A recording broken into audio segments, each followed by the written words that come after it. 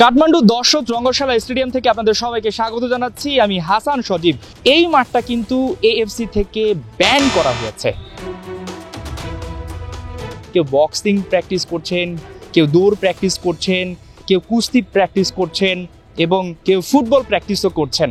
অর্থাৎ এটাকে আমরা বলতে পারি আমাদের ঢাকা জাতীয় স্টেডিয়াম তার একটা কপি। এবং এর বাইরেও আমরা যতটুকু ঘেটে জানতে পেরেছি, এই স্টেডিয়ামের মাঠকে বিভিন্ন সময় নানাভাবে ব্যবহার করা হয়েছে। কখনো ভার্সিটির প্রোগ্রাম, কখনো ন্যাশনাল কোনো প্রোগ্রাম। এই মাঠে মোটামুটি যে সবচেয়ে বড় সমস্যাগুলো হচ্ছে, নিরাপত্তা ব্যবস্থা নিয়ে প্রশ্ন তুলেছে এএফসি। এর বাইরে ফ্লাড লাইট, খেলোয়াড়দের পর্যাপ্ত সুযোগ সুবিধার অভাব এবং মূল ব্যাপারটা হচ্ছে মাঠে আমরা বেশ কয়েক জায়গায় দেখতে পেয়েছি উঁচু নিচু, যেখানে ইনজুরি হওয়ার অনেক সম্ভাবনা রয়েছে। এই প্রথমবারই যে এএফসি এই মাঠকে ব্যান করেছে বিষয়টা কিন্তু তা নয়, এর আগেও একাধিকবার এই মাঠ নিষিদ্ধ হয়েছে।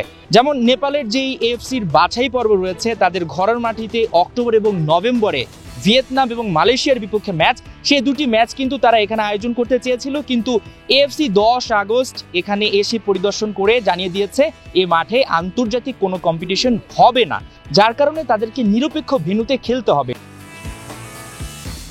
অনেকেই প্রশ্ন করতে পারেন, এএফসির ব্যান হওয়া মাঠে কি খেলবে বাংলাদেশ?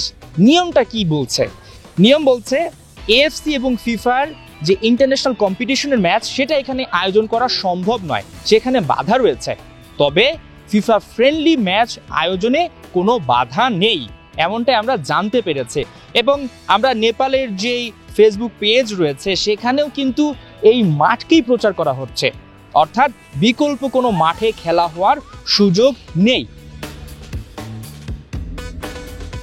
এখন প্রশ্ন হচ্ছে, যেখানে বাংলাদেশ দলকে নিয়ে সবাই সমীহ করছে, সেখানে নেপালের মতো প্রতিপক্ষ যাদের সাথে বাংলাদেশের তফাৎ খুব একটা নেই র্যাঙ্কিংয়ে।